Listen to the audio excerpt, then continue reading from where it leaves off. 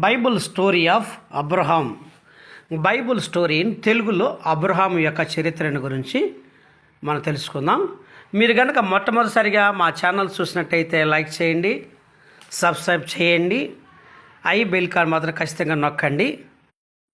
Abraham యొక్క స్టోరీలోకి మనం వెళ్దాం.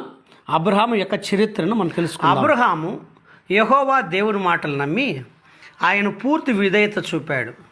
పాత నిబంధన గ్రంథంలో అబ్రహాము చాలా ప్రాముఖ్యుడు. అపోస్తలుడు పౌలు విశ్వాస వీరుల జాబితాలో అబ్రహాము పేరును ప్రాముఖ్యంగా ఉదహరించారు. బైబిల్ గ్రంథంలో అబ్రహామును గురించిన ప్రశంస చాలా చోట్ల ఉంది. అబ్రహాము విశ్వాసులకు విధేయ మూలంగా ఎంతగానో ఆశీర్వదించబడ్డాడు. విశ్వాసులకు మాదికరంగా జీవించాడు. అందుకే ఫాదర్ ఆఫ్ ది బిలీవర్స్ అని తండ్రిగా పిలువబడ్డాడు. తెరాహు కుమారులు అబ్రహాము, నాహోరు, హారాను తన తండ్రి కంటే ముందే చనిపోయాడు. హారాను కుమారుడు లోతు, తెరాహు. అబ్రహాము అతని భార్య షారాయిని లోతును వెంటబెట్టుకొని కల్దీయుల పట్టణమైన ఊరు నుండి కానాను దేశానికి బయలుదేరాడు. తెరాహు 200 ఏళ్ళు బ్రతికి హారానులో చనిపోయాను. యెహోవా అబ్రహాముతో ఇలా అన్నాడు, వట్టి నేను చూపించు ప్రాంతానికి వెళ్ళమని. నేను చూపించు కానాను దేశానికి వెళ్ళు. నేను నిన్ను బహుగా ఆశీర్వదిస్తాను. నీ పేరును గొప్ప చేసి నేను గొప్ప జనముగా చేస్తాను. నిన్ను ఆశీర్వదించిన వారిని నేను ఆశీర్వదిస్తాను, నేను శపించే వారిని నేను శపిస్తాను అని అన్నాడు. అబ్రహాము దేవుని యొక్క ఆదేశం పాటించాడు. 75 ఏళ్ల వయసులో భార్య అయిన షారాయిని, తమ్ముడి కుమారుడగినటువంటి లోతును తీసుకొని కానాను దేశం వెళ్ళాడు. బేతేలునకు తూర్పు హాయి వద్ద గుడారం వేసుకొని కొంతకాలం అక్కడ ఉన్నాడు. కానాను దేశంలో గొప్ప కరువు వచ్చింది. అబ్రహాము తన భార్యను వెంట పెట్టుకొని ఐగుప్తుకి వెళ్ళాడు. షారాయి చాలా అందమైనది గనుక షారాయి తన సహోదరిని అని అబద్ధం చెప్పాడు. అయితే నిజం తెలుసుకున్న ఫరో చక్రవర్తి దేవునికి భయపడి శారాయిని పంపించేశాడు. అబ్రహాము మొదట తనున్న చోటికే వచ్చాడు.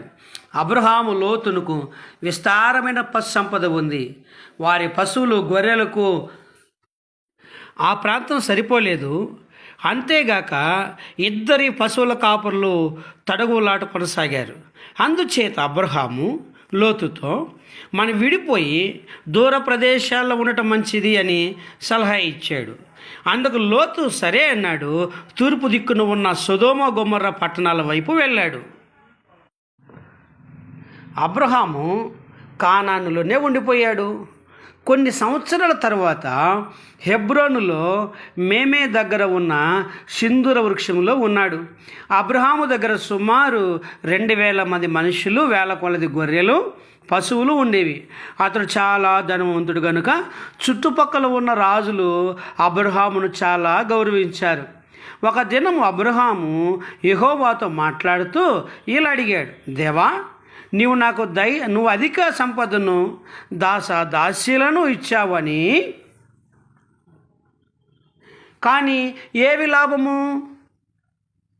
సంతానం ఇవ్వలేదు కనుక నా దాసులలో ఒకడు నాకు వారసుడు అవుతాడు కదా. అందుకు యెహోవా, నీకు ఒక కుమారుడును కలుగుతాడు. నీ సంతానం ఆకాశంలోని నక్షత్రం వలె లెక్క పెట్టలేనంతగా అభివృద్ధి చెందుతుంది అన్నాడు. అబ్రహాము దేవుడు చేసిన వాగ్దానాన్ని విశ్వసించాడు. చాలా కాలం వరకు షారాయికి సంతానం కలగలేదు. అందువల్ల ఆమె తన దాసి అయిన హాగరును అబ్రహాముకు ఇచ్చింది. హాగరు ఒక కుమారుడు పుట్టాడు. అతని పేరు ఇస్మాయేలు. అబ్రహాము 99 సంవత్సరాల వాడయ్యాడు. అబ్రహాము దేవుడు అతనికి ప్రత్యక్షమై ఇలా అన్నాడు, షారాయి వలన కలగబోయే సంతానమే నీ అసలైన సంతానం. నిన్ను అనేక జనములకు తండ్రిగా చేస్తాను. నీలో నుండి అనేక మంది వీరులను, రాజులను, ప్రవక్తలను జన్మిస్తారు. నీవు ఇక నుండి అబ్రహాము అనగా జనములకు తండ్రి అని, నీ భార్య శారా రాజకుమారి తల్లి అని పిలువబడతారని అన్నాడు. మీరు బహుగా ఆశీర్వదించబడ్డారన్నారు. ఒకరోజు 3 మనుషులు దేవదూతలు అబ్రహాము గుడారం దగ్గరికి వచ్చారు. అబ్రహాము ఎండవేళలో అబ్రహాము వారిని చూసి భోజనము పెట్టాడు. భోజనము చేసిన తర్వాత ఆ మనుష్యులు, ఈ కాలానికి నీ భార్య శారా తల్లి అవుతుంది అని ఆశీర్వదించారు. వారు మాటలు వినిన శారా నవ్వింది. ఎందుకంటే అప్పుడు శారా వయసేమో 90 సంవత్సరాలు, అబ్రహాము వయసేమో 99 సంవత్సరాలు.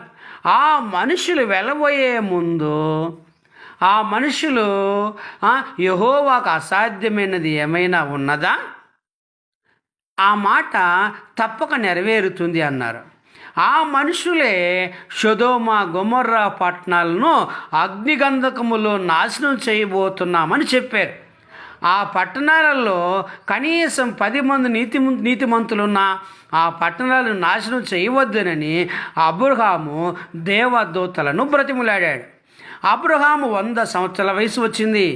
అప్పుడు శారాకు ఇస్సాకు అని కుమారుని పుట్టాడు, పేరు పెట్టారు. అసాధ్యమైనది ఏమీ లేదు కదా. అబ్రహాము శారా విషయంలో మరొక మారు ఈ మాట రుజువైంది. ఇస్సాకు సంతానం క్రమముగా లక్షల సంఖ్యను విస్తరించింది. యూదులు, హెబ్రీయులు, ఇజ్రాయలీలు అనేక పేర్లతో ప్రపంచ చరిత్రలో ప్రముఖ స్థానం పొందింది. యెహోవా ఆజ్ఞను పాటించిన అబ్రహాము హాగరును, ఆమె కుమారుడైన ఇస్మాయేలును దూర ప్రాంతానికి పంపివేశాడు. ఇస్సాకు పెరిగి పెద్దవాడయ్యాడు. దేవుడు అబ్రహాముకు ఒక పరీక్ష పెట్టాడు. నీకు ఉన్న ఒక్కగానొక్క కుమారుడైన ఇస్సాకును నాకు బలి ఇవ్వమని కోరాడు. అబ్రహాము దేవుని ఆజ్ఞను శిరసావహించాడు. ఇస్సాకు ఒక గాడిదపై కట్టెలు తీసుకొని బయలుదేరి మోరియా దేశంలో దేవుడు చెప్పిన పర్వతమైన దగ్గరికి వెళ్ళాడు. అక్కడ పనివాండ్లను కిందనే ఉండమన్నాడు. మేము వెళ్ళి యెహోవాకు ఇద్దరము మొక్కి తిరిగి వస్తామన్నాడు. కట్టెలు ఇస్సాకు తలపై ఉంచాడు. కత్తిని తీసుకొని కొండ ఎక్కుతున్నప్పుడు దారి మధ్యలో తన కుమారుడిని ఇస్సాకు, తండ్రి దహన బలి కట్టెలున్నాయి, మరి గొర్రెపిల్ల ఎక్కడని అడిగాడు. కానీ తన కుమారుని దేవుని పర్వతమైనటువంటి మోరియా దేశంలోకి వెళ్ళాడు.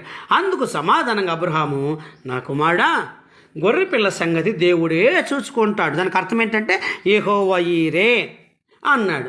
అందరూ కూడా ఇక మోరియా పర్వతం పైకి ఎక్కినప్పుడు అబ్రహాము ఏం చేశాడు తెలుసా? అబ్రహాము బలి కట్టడానికి కట్టెలు పేర్చి వాటిపైన తన కుమారుడిని ఇస్సాకును పెట్టి కత్తితో బలి ఇవ్వటానికి సిద్ధమయ్యాడు. అప్పుడు యెహోవా దూత వచ్చి అతన్ని చూశాడు. నువ్వు ఏకైక కుమారుని నాకు బలిగా ఇవ్వడానికి సిద్ధపడ్డావు, అందుకే నేను సంతోషిస్తున్నాను అన్నాడు. అబ్రహాము పొదలో కొమ్ములు రగులుతూ ఉన్నటువంటి ఒక పొట్టేలుని కనిపించింది. అతడు దాన్ని తీసుకొని ఇస్సాకు ప్రతిగా దేవునికి బలిగా అర్పించాడు. ఆ పొట్టేలును బలిగా అర్పించాడు. అబ్రహాము ఆ చోటికి యెహోవా ఈరే అని పేరు పెట్టాడు. అతడు ఇస్సాకును దాసులను వెంటబెట్టుకొని తిరిగి బెయేర్షెబాకు తిరిగి వెళ్ళాడు. శారా 127 సంవత్సరాలయ్యింది.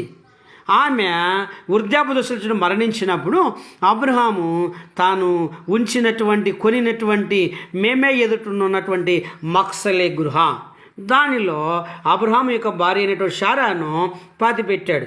అబ్రహాము వృద్ధుడయ్యాడు.